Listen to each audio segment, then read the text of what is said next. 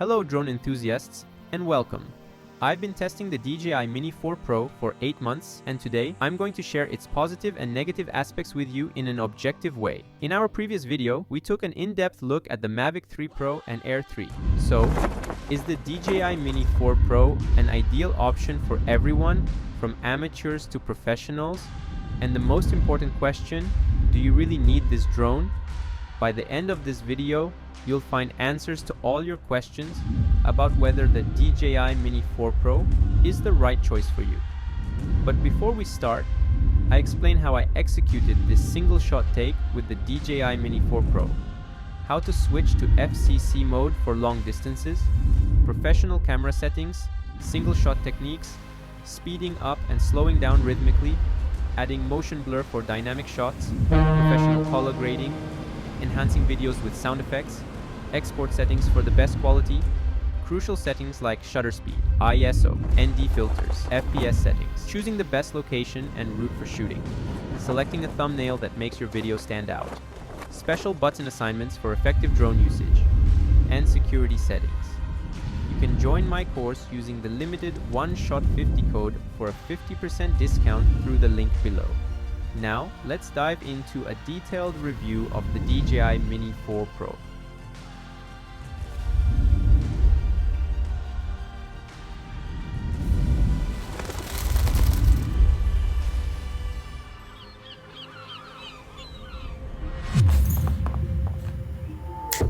The DJI Mini 4 Pro Fly Combo set comes with the drone, RC2 remote control, 3 batteries, a charging hub, a bag, and cables. The first time we see the Air 3, which comes with the 04 transmission system, is also present in the Mini 4 Pro, and it comes with our RC2 remote control. Just like the Air 3, when we switch the drone to FCC mode, I can say that it can easily reach very long distances. When shooting 50 frames and above, it can transmit video in 1080p 50 fps, which allows us to see a much smoother video on the remote control. Our main camera, which is 24mm, has a 1.3 CMOS sensor.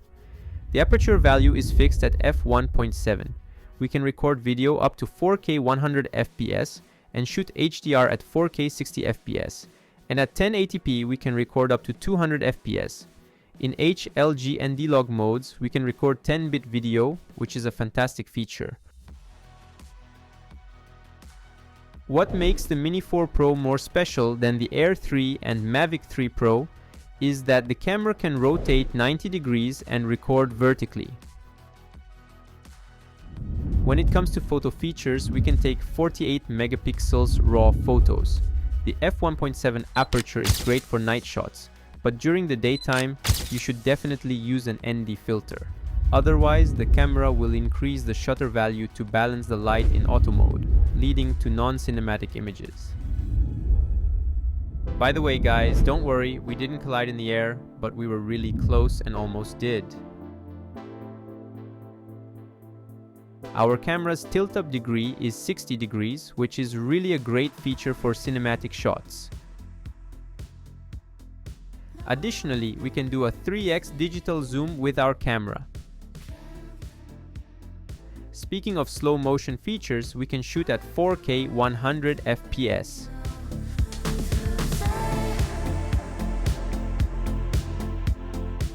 During times like sunrise and sunset, we can shoot 4K 60 fps HDR video.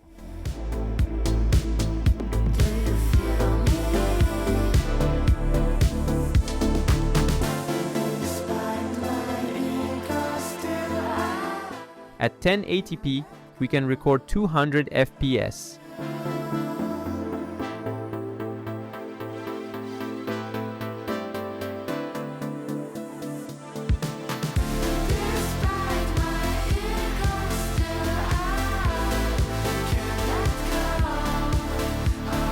We can now adjust the sharpness from the camera settings, and my recommendation is to set it to -1, because you can easily add sharpness during editing if needed.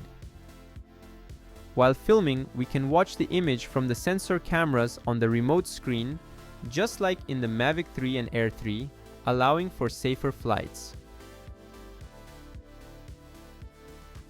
To activate the cruise control feature, we assign the cruise control feature to the C1 button from the remote settings. Then, when we give forward, backward, upward, or downward commands. With our remote, we press the C1 button and the drone automatically continues with the command given. To cancel, we can press the red cross sign on the screen. You can change the 2.4 and 5.8 transmission frequencies.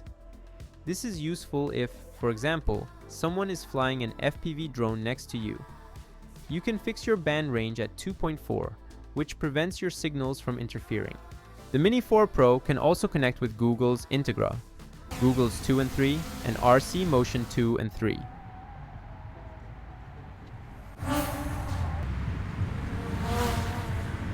Thanks to our AR features, while trying to return to the point where we took off, we can easily see the takeoff point on the remote screen thanks to the H letter on the remote. Another feature is that it shows the route it will take when returning to the home point in green on the screen.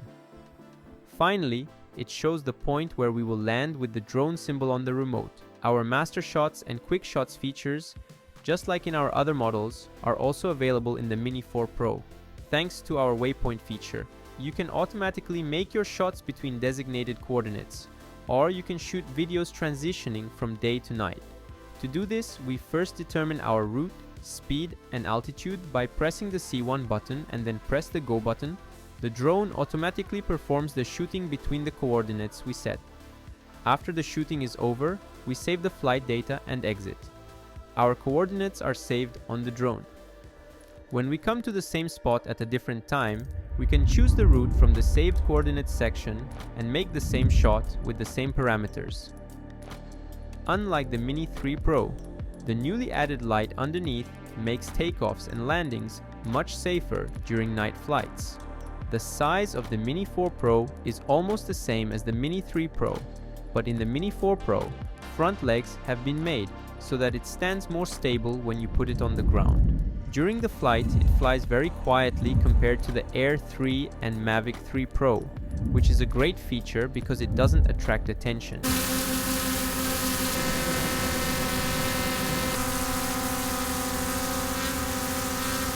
You can easily edit the captured images using the DJI LightCut app while the drone is open and instantly share them on your social media accounts. What sets the Mini 4 Pro apart from the Mini 3 Pro is its 4 wide-angle vision sensors, which significantly reduce the chance of an accident with omnidirectional obstacle avoidance. Thanks to these sensor cameras, the Follow Me modes are very advanced. We have 3 different Follow Me modes. The first is Spotlight mode, which only tracks with the camera direction after selecting the object. The second is Puai mode, where you can adjust the speed and make a 360-degree rotation to the right or left. The third is Active Track mode, which again has 3 different modes. The first is automatic. It decides from which angles to follow. The second is parallel mode, where it follows you in the parallel direction you are heading. The third is active track, where you can manually direct by drawing shapes and also adjust many parameters from the settings section, such as how close or from what height it follows you. The Mini 4 Pro, weighing 249 grams, generally does not require registration with civil aviation authorities for recreational use, but it's important to check local regulations as requirements may vary by country. The night mode shooting feature, which is also available in the Mavic 3 Pro and Air 3, is present in the Mini 4 Pro as well. This is a great feature.